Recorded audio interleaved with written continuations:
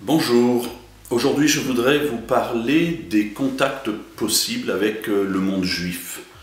C'est un monde en général peu connu dans nos communautés, sinon au travers de l'étude de la Bible. Bien sûr, nous savons que la Bible vient des Juifs, mais en revanche, hormis cette référence à la Bible, la plupart du temps nous n'avons pas de contact avec ce monde, avec le peuple juif. Pourtant, la France est la troisième population juive dans le monde après Israël et les États-Unis.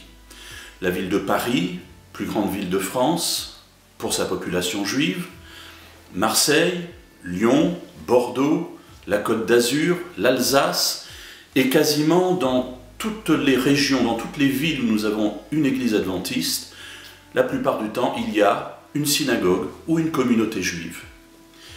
Pourquoi s'intéresser aux Juifs ?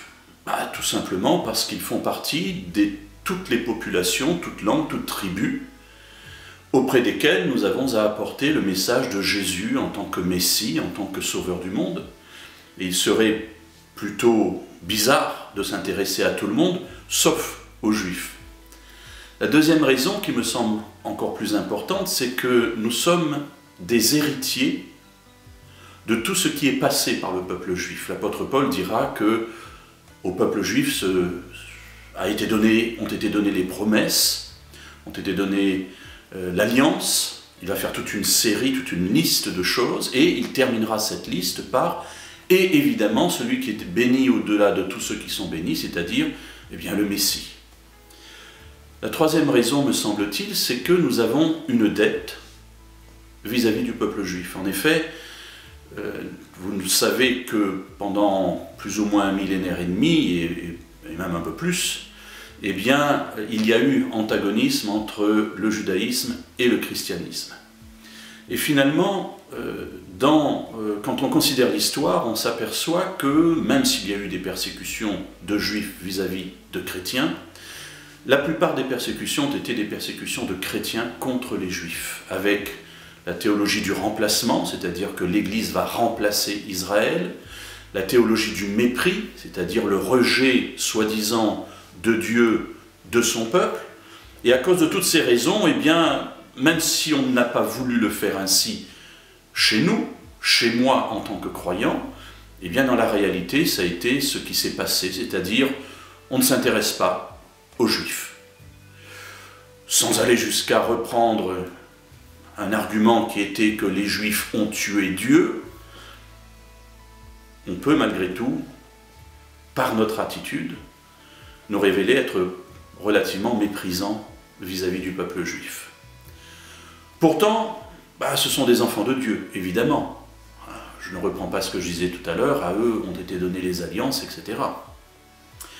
Et puis face à cette dette, du fait qu'on les a privés en quelque sorte de la connaissance de Jésus en tant que Messie, tout simplement en dépeignant un Messie qui était inacceptable par eux, vous n'allez pas facilement vous convertir en vous disant « je vais aimer quelqu'un qui me persécute ». À cause de toutes ces raisons, et ça mériterait beaucoup d'émissions et beaucoup d'enregistrements pour le développer, je pense que nous avons une dette vis-à-vis du peuple juif. Où les trouver ? Bien souvent, c'est de l'autre côté de la rue. Je me souviens d'une église que je visitais, et puis en essayant de leur montrer qu'il y avait un intérêt à aller vers le peuple juif, ils me disaient « mais où on peut les trouver ?» Et je leur ai dit « mais vous avez la synagogue juste de l'autre côté de la rue. » Ils me disaient « mais comment ça de l'autre côté de la rue ?» J'ai dit « oui, elle est juste en face de votre église. » Et finalement, peu d'entre nous savent où se trouvent les Juifs dans nos régions, dans nos villes. Alors qu'il suffit de prendre un annuaire et puis de se dire « tiens, voilà, je sais maintenant où est la synagogue. » Alors que faire ? Le premier élément que l'on peut faire, très simple, c'est de leur souhaiter des fêtes principales. Rosh Hashanah, le début de l'année, Yom Kippour, le jour des expiations, la fête de Sukkot qui va suivre, ce sont les fêtes d'automne, puis les fêtes du printemps avec Pessah, Pâques et Shavuot, Pentecôte. Et intercalé entre les deux, il y a une fête qui est très connue, généralement, c'est la fête de Hanouka, la fête des Lumières.